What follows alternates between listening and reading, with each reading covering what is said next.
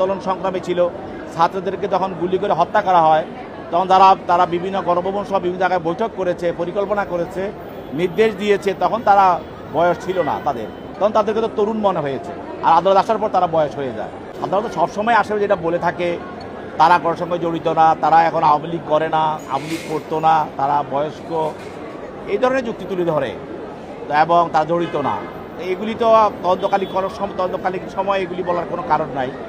এবং আরেকটি মামলায় ইঞ্জিনিয়ার মোশাররফ এবং বাবুল সাকারি, তাদের বিরুদ্ধে 10 দিনের রিমান্ড প্রার্থনা করা হয়, তাদের বিরুদ্ধে 3 দিন রিমান্ড মঞ্জুর করা হয়। আর যাদের বিরুদ্ধে রিমান্ড মঞ্জুর করা হয় তাদেরকে জিজ্ঞাসাবাদ করার জন্য তদন্তকারী কর্মকর্তার হাতে হেফাজতে প্রদান করা হয়।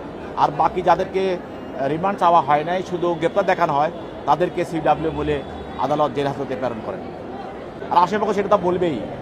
আমরা বলেছি এটাও তারা। আর একটা বিষয় হলো যে অনেকে বলে তারা আসামির পক্ষ থেকে যে আমাদের আসামি জড়িত না, তোমাদের আসামি জড়িত না। এটা আমরা বলেছি যে এটা তদন্তের সময়ে তদন্তকারী কর্মকর্তাই তদন্তের বিষয়টা দেখবেন এবং কোন আসামি কিভাবে জড়িত এবং কিভাবে তার বিরুদ্ধে অপরাধটা আনা হয়েছে, সম্পৃক্ত হয়েছে। ঢাকার বিজ্ঞ CMM আদালতে ঢাকার বিভিন্ন থানায় বৈষম্যবিরোধী ছাত্র আন্দোলনের সময় যেসব নেতাকর্মী নিহত এবং আহত হয়েছে তাদের কয়েকটি মামলায় তদন্তকারী কর্মকর্তা ফ্যাসিস্ট হাসিনার অন্যতম সহযোগী সাবেক অবৈধ আইনমন্ত্রী আনিসুল হক এবং অবৈধ আইনমন্ত্রী জনাব ইঞ্জিনিয়ার মোশাররফ হোসেন এবং ছাত্রলীগ নেতা মাইন হাসান সাজিব এবং বাবুল সাকারি সহ বিতর্কিত আইনজীবী ব্যারিস্টার তুহিন আফরোজ তাকে বিজ্ঞ আদালতে উপস্থাপন করা হয়।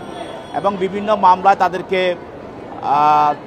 যেহেতু অনেকে এজাহারনামী আসামি এবং সাসপেক্টেড আসামি, সেই মর্মে তাদেরকে তদন্তকারী কর্মকর্তা গ্রেপ্তার দেখানোর জন্য প্রার্থনা করে। বিজ্ঞ আদালত তাদেরকে গ্রেপ্তার দেখান এবং তার মধ্যে একটি মামলায় আনিসুল সাহেবের বিরুদ্ধে 10 দিনের রিমান্ড প্রার্থনা করা হয়। সেটাও একটি হত্যা মামলা। এই মামলায় তার পক্ষে তার আইনজীবীরা ছিল, সেই মামলায় তার আইনজীবীরাও বক্তব্য রেখেছিলেন এবং তারা 5 দিনের সেই মামলায় রিমান্ড মঞ্জুর করা হয়। এবং আরেকটি মামলা সূর্য সেন হলে, ঢাকা বিশ্ববিদ্যালয়ে সূর্য সেন হলের প্রশিক্ষণ সম্পাদক, তার বিরুদ্ধে 10 দিন